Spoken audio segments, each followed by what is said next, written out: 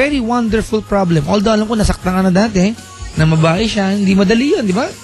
Malamang katakot-takot na iyak na inabot mo nun, tama?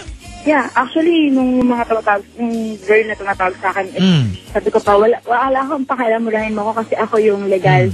Tapos, only to find out, nagka-baby sila. Siyempre, sa first one, sakit-sakit. Kasi, ang yabang-yabang ko pa na wala kang pakialam sa'yo, wala kang panahon na pag-usap sa'yo. Yeah. Yung pala, siya yung nauna. Siya talaga. So, ako pala yung kabit. Ganun na lang ha, Ryle. Yeah. You want him to be a good guy, right? Yeah, of course. Make him believe that he is one. Papaniwalaan mo siya na mabuti siyang tao. Para maniwala siya. Di ba? Na yung kanyang kabutihan, yung the good side of him can dominate kung ano man meron siyang pagkatao ngayon. Naku, mga kaibigan. Ba't naputol? Balikan po natin, mga kaibigan. We are going to dial yung number niya. Hindi ko alam ba't naputol.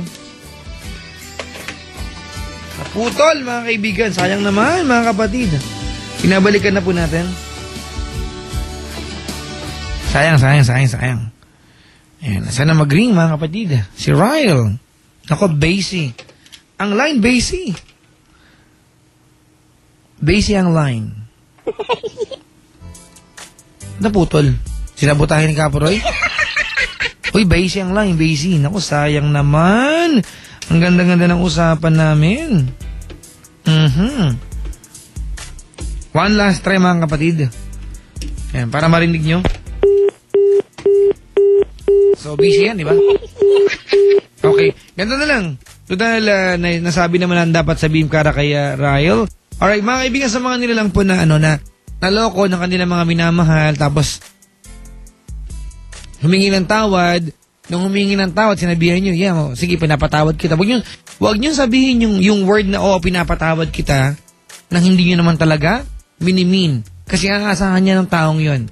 Di ba? Pang isang bagay, hiningaan niya ng tawad, sabi niyo pinatawad niyo na, wag mo nang pagawa yan, di ba? Nakada mag-aaway kayo, babalik mo, wala nang point na nagsabi kang na forgive mo na siya kung kada mag-aaway kayo, ibinabalik mo naman. Walang kasilbi-silbi yun. Wag mo na lang sabihin sa kanya na forgive mo siya. Kimkimin mo na lang, sarilinin mo na lang. Kasi pinaplastic mo lang sarili mo pag ganun.